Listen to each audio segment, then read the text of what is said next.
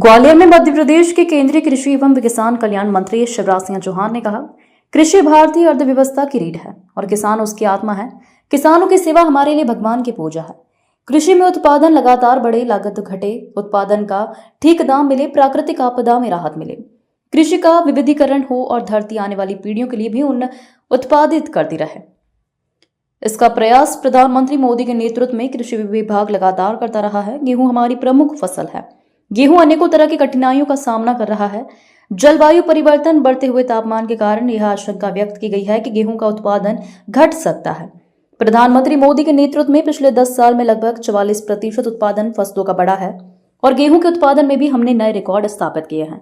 लेकिन आने वाले समय में हमारे सामने जो चुनौतियां हैं, उनका मुकाबला करते हुए हम ऐसी किस्मों का विकास करें जिससे गेहूं का उत्पादन लगातार बढ़ता जाए। बढ़ते तापमान और कम पानी में भी कैसे गेहूं के उत्पादन को और हम बढ़ा पाएं, इसकी कोशिश भी हम कर रहे हैं। भारतीय अर्थव्यवस्था की रीढ़ है और किसान उसकी आत्मा। किसानों की सेवा हमारे लिए भगवान की पूजा है और कृषि में उत्पादन लगातार बढ़े, लागत घटे, उत्पादन का ठीक दाम मिले, प्राकृतिक आपदा में राहत मिले, कृषि का विविधीकरण हो और धरती आने वाली पीढ़ियों के लिए भी अन्न उत्पादित करती रहे। इसका प्रयास हमारे प्रधानमंत्री श्रीमान नरेंद्र मोदी जी के नेतृत्व में कृषि विभाग लगातार करता रहा है। गेहूं हमारी प्रमुख फसल है और जौ का भी अपना महत्व है। गेहूं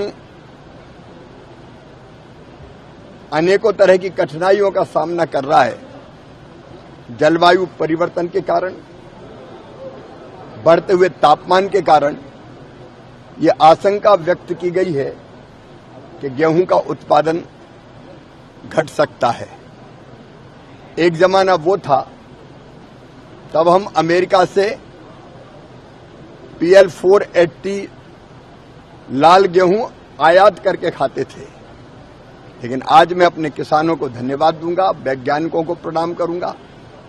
विशेषकर हमारे प्रधानमंत्री मोदी जी के नेतृत्व में पिछले 10 साल में लगभग 44% उत्पादन फसलों का बढ़ा है और गेहूं के उत्पादन में भी हमने नए रिकॉर्ड स्थापित किए हैं।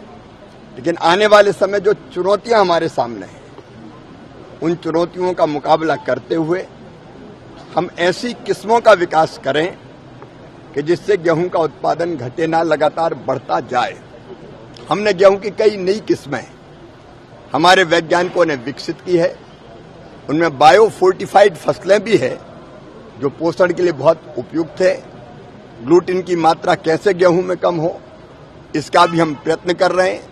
बढ़ते तापमान और कम पानी में भी कैसे गेहूं के उत्पादन को और हम बढ़ा पाएं, इसकी कोशिश भी हम कर रहे हैं।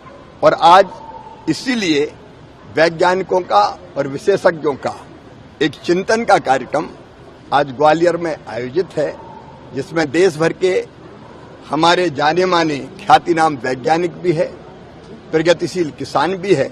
तो आज हम यहाँ गेहूं पर भी चर्चा करेंगे और गेहूं के साथ साथ हम जौ पर भी चर्चा करेंगे। जौ एक बहुत महत्वपूर्ण फसल है पोषण की दृष्टि से, जिसका अत्यंत महत्व है। मित्रों, हमारे रबी के पूरे प्लान को करने के लिए 2 फसलों का चक्र मुख्यतः है, खरीफ का और रबी का।